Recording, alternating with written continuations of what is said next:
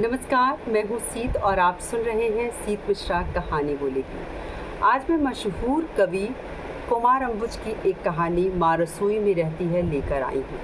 कुमार अंबुज जी का पहला कविता संग्रह किवाड़, जिसके लिए उन्हें भारत भूषण अग्रवाल पुरस्कार भी मिला था, दूसरा क्रूरता और इसके बाद अंतिम अतिक्रमण और अमीरी रेखा नाम के कविता संग्रह प्रकाशित हो चुके हैं। तो चलिए सुनते हैं उन्हीं की लिखी ये कहानी माँ रसोई में रहती है। रात करीब 3 बजे मेरी नींद खुली।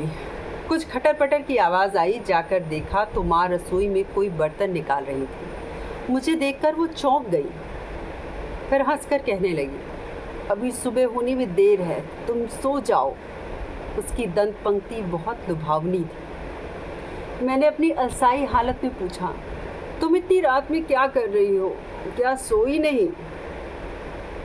अरे सोई क्यों नहीं, अभी तो उठी हूँ। तुम रात में 11 बजे तक तो जागी रही थी। मैंने कुछ अचरज से पूछा। हाँ तो क्या हुआ, मैं इतना ही सोती हूँ, तुम जाकर सो जाओ। कुछ दिनों बाद एकाएक रात में 1-1:30 बजे उठ बैठा। कोई सपना टूटा था या कहीं से कोई आवाज़ आई थी। थोड़ी देर में लगा कि रसोई में कोई है। लाइट जल रही थी। जाकर देखा, माँ स्टूल पर बैठकर अखबार पढ़ रही थी। मुझे देखकर कुछ घबरा गई, लेकिन तुरंत ही संयत होकर पूछने लगी, पानी पीना है? और जवाब का इंतज़ार किए बिना ही उलीचना लेकर गिलास में पानी डालने लगी। पानी पीकर मैंने पूछा, माँ तुम अभी तक सोई क्यों नहीं? बस नींद नहीं आ रही थी तो यहाँ बैठकर अखबार पढ़ने लगी, सो जाऊँगी। ये कोई बात हुई, जब देखो तब आधी रात में किचन में ही बैठी रहती हो। क्यों, क्या रसोई घर में नहीं बैठा जा सकता? मुझे यहीं बैठना अच्छा लगता है। ठीक है, मैंने हार कर कहा, चलो अब सो जाओ।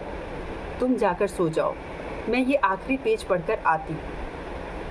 फिर ऐसा अनेक बार हुआ, जब कभी रात में मेरी नींद खुलती 12 बजे, 2 बजे, 4 बजे या सुबह सुबह 5 बजे। वो मुझे किचन में मिलती। कभी कहती कि दही जमाने के लिए दूध रखना भूल गई, अभी 5 मिनट में सोने ही जा रही हूँ। कभी बताती कि अरे ध्यान आया घर में सब्जी नहीं है, सुबह के लिए चने भिगो रही हूँ।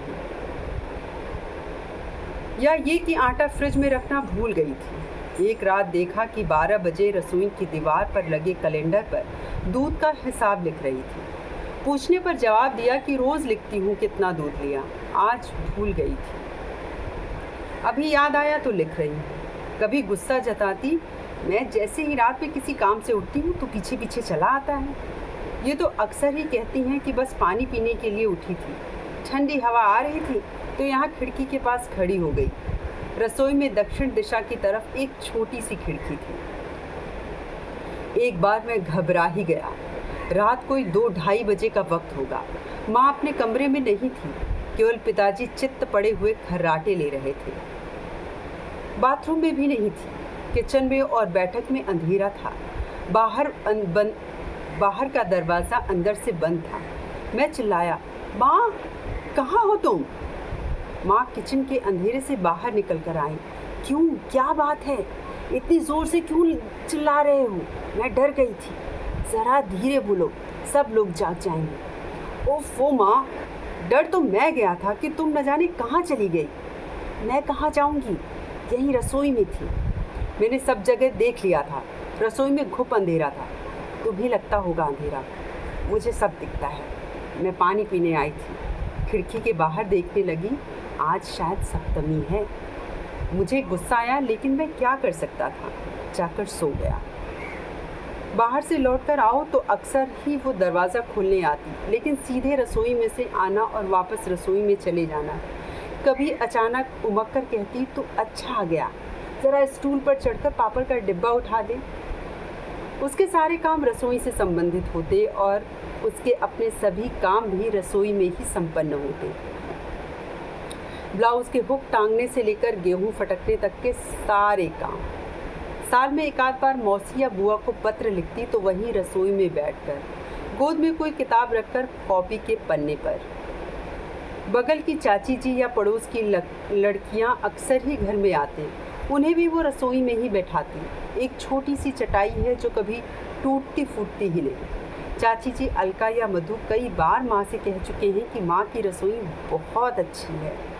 मोहल्ले भर में सबको खबर है, करीने से जमी हुई, बिल्कुल साफ सुथरी। माँ फुर्सत में कभी अकेली बैठी दिखेगी भी तो अपने प्रिय 1 फुट ऊंचे स्टूल पर, वहीं रसोई में। ये स्टूल मेरे जन्म से भी पहले का है, या फिर थोड़ी देर के लिए खिड़की पर खड़ी दिखेगी, कहीं खोई हुई। खिड़की के पार न जाने क्या देखती हूँ। मुझे लगता है दक्षिण दिशा का आकाश उसे पता है। उधर कितने तारे हैं, कितने नक्षत्र, कितने ग्रह। सूरज वहाँ से किस मौसम में कब गुजरता है और चांद कितनी कलाओं में खिलता है, उसे सब मालूम है। उस दिशा के आसमान के रंग और बादलों के रूप वो सब जानती है। हवा से, आकाश से मौसम का अंदाज़ा लगा सकती है। या क्या पता वो ये सब देखती ही ना हो, केवल दूर दिखते उन 3-4 पेड़ों की पत्तियों को देखती है, या फिर सिर्फ सांस लेने के लिए खड़ी होती है। उससे उसके बारे में कोई बात मालूम करना हमेशा कठिन होता है। वो बहला सकती है और इस तरह कि आपको लगेगा ही नहीं कि बहला रही है। उसे रसोई से बाहर बुलाने की कवायद अक्सर ही बेकार जाती है। आवाज़ लगाकर पूछो कि बेल्ट, मोजे या घड़ी कहाँ है, इस उम्मीद में कि वो इसी बहाने इधर आएगी, लेकिन वो रसोई से ही चीज़ बता देगी। बीच के दराज के पीछे की तरफ देखो, या कहेगी तकिए के नीचे, या उधर दरवाजे के पीछे की कील पर। उसकी पसंद का कोई गाना रेडियो पर आ रहा होगा तो वहीं से कहेगी, रेडियो की आवाज़ थोड़ा तेज़ करो, यहाँ रसोई तक आवाज़ नहीं आ रही। छुट्टी का दिन था। मैं दोपहर 1:30 बजे खाना खाकर सोने चला गया। छोटा भाई क्रिकेट का मैच खेलने गया था। 3:30 बजे सोकर उठा तो देखा माँ किचन में बैठी चावल बन रही थी। मैं उसके गले से लिपट गया और लाड में भरकर कहने लगा, ये क्या, दिन रात काम ही काम, कुछ ना कुछ करते रहना। कभी आटा छान रही हो, कभी पानी, कभी दूध, कभी ये गर्म कर रही हो, कभी उसे ठंडा कर रही हो, कभी बिनती हो, कभी फटकती हो। कुछ काम नहीं रहता तो नारियल कसने लगती हो, या मसालों के डिब्बे बदलती रहोगी। पकाना बघारना तो करती ही हो, सब्जी काट कर ढेर लगा देती हो। अब ये चावल लेकर बैठ गई। अखबार पढ़ने, चिट्ठी लिखने तक का काम यहीं बैठकर करती हो। मुझे ये सब अच्छा नहीं लगता। बाई बर्तन मांजती है तब भी तुम किचन में रहती हो। अपने कमरे में जाकर आराम क्यों नहीं करती? वो कहने को तुम्हारा और पिताजी का कमरा है, लेकिन उसमें तुम कभी नहीं रहती। बैठक में ही आराम कर लिया करो। देख, तू कुछ नहीं समझेगा, ये सारे काम पहले से करके रखना पड़ता है। एकदम से कोई चावल दाल सब्जी कैसे बना देगा? जब भूख लगती है तो एकदम से लगती है। बाई से मैं बातें कर लेती हूँ, उसको कुछ बचा खुचा दे देती हूँ। कभी उसे चाय भी बनानी पड़ती है। ये थोड़े बहुत काम करने ही पड़ते हैं, कौन करेगा इन्हें? और फिर मैं सोती तो हमारे कमरे में ही हूँ। बैठक में बैठना लेटना मुझे बिल्कुल पसंद नहीं। इतना आना जाना होता है कि वहाँ 2 मिनट आराम नहीं किया जा सकता। मेरा काम रसोई में ही चल जाता है, यहाँ मुझे शांति रहती है। मेरे सिर पर हाथ फेरते हुए, बालों को सहलाते हुए, दुलारते हुए उसने जवाब दिया। इस उम्र में भी उसके केश काले और लंबे हैं। वो इस तरह बात करेगी कि जैसे मैं 4-5 साल का बच्चा हूँ और कुछ समझने लायक नहीं। हर एक जिरह के बाद मुझे भी लगता है कि वाकई मैं उसके आगे नासमझ ही। एक दिन शाम को देखा कि स्टूल दीवार से सटा है। माँ स्टूल पर बैठी है। उसकी गोद में थाली है जिसमें आधी लौकी छिली हुई रखी है और वहीं चाकू पड़ा है। माँ का सिर कुछ पीछे होकर दीवार से लग गया है और माँ सो रही है। उसके चेहरे पर विश्रांति थी और वो गहरी सांसें ले रही थी। मैं कुछ देर खड़ा सोचता रहा कि माँ को जगाऊं या नहीं। पलटकर जाने ही वाला था कि माँ ने एकदम से आंखें खोली और पूछने लगी, क्यों, क्या चाहिए? मैंने माँ को गौर से देखते हुए कहा, माँ तुम इतना थक जाती हो लेकिन यहीं रसोई में बनी रहती हो। उधर अपने कमरे के बिस्तर पर कुछ देर आराम क्यों नहीं कर लेती? देखो तुम अभी यहाँ थक कर सो गई थी। नहीं, मैं सोई नहीं थी। मुझे कभी कभी दीवार से सिर टिकाकर आंखें बंद करना अच्छा लगता है। मैं बिल्कुल नहीं थकी हूँ। क्या चाहिए तुझे? आजकल स्त्रियां क्या क्या काम नहीं करती, तुम कभी कभार बाहर भी घुमाया करो। यहाँ इस पिंजरे में क्यों बंद रहती हो? मैंने बिलबिलाकर कहा। मैं घूम आती हूँ, तू ध्यान नहीं देता। सब जगह जाती हूँ, उधर बाहर बगीचे में भी। तुम लोग जब घर में नहीं होते मैं बहुत घूमती फिरती हूँ। कई बार गई हूँ दूर दूर तक। उसकी आवाज़ जैसे रसोई के कोने में रखी हुई गेहूं की टंकी से आ रही थी। मुझे उसकी बात कुछ समझ में आई, कुछ नहीं आई। फिर वो हंसकर कहने लगी, शुरू में बेचैनी होती थी, मगर अब मुझे घर का काम करना ही अच्छा लगता है। घर में ही इतना घूमना फिरना हो जाता है कि कहीं और बाहर जाने की ज़रूरत नहीं लगती।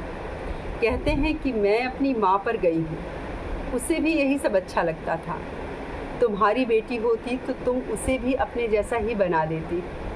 सबको सब मिलकर बनाते हैं, हम सब बेटियाँ भी इसी तरह बन जाती हैं। लेकिन आज के ज़माने में क्या कह सकते हैं, शायद वो कुछ अलग होती, कुछ अलग बन जाती। वो खुश थी या उदास या नाराज़, कुछ पता नहीं चला। मैं चुपचाप अपने कमरे में चला गया। थोड़ी देर बाद किचन के सामने से गुजरा। देखा कि माँ किचन के प्लेटफॉर्म पर चढ़ी हुई हैं और टाँड़ पर से कोई डिब्बा उठाने की कोशिश कर रही हैं। माँ, हद करती हो तुम, मैं घर में हूँ ना, मुझसे कहो क्या उठाना है, मैं चिल्लाया। दिन भर में कई बार चीज़ें उठानी रखनी पड़ती हैं, तो उससे कहाँ तक कहूँ। फिर वो प्लेटफॉर्म से ज़मीन पर लगभग कूद ही गई और एकदम दर्द से अपने बाएं पैर की एड़ी पकड़कर कराहने लगी। मैंने उन्हें संभाल कर वहीं स्टूल पर बिठाया। बोली, लगता है एड़ी में मोच आ गई। हाँ, इस तरह कूदोगी तो और क्या होगा, मैं उतार देता ना। थोड़ी सी मोच होगी, पाँव मुड़ गया होगा, होता रहता है। चल उधर से मसालेदानी उठाकर मुझे दे दे। फिर वो वहीं स्टूल पर बैठकर हल्दी की फुलटिस तैयार करने लगी। उसी रात बीच में जब मेरी नींद खुली तो मैंने दूर से ही देखा कि खिड़की से रसोई में चांदनी आ रही थी और उस दुधिया रोशनी में माँ खिड़की पर खड़ी थी, एकदम सीधी, तनी हुई। उसके पाँव में किसी मोच या चोट का असर नहीं था।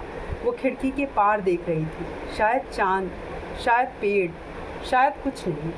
फिर वो धीरे से मुड़ी और स्टूल पर बैठ गई। उसने दीवार से सिर टिका लिया और आंखें बंद कर ली।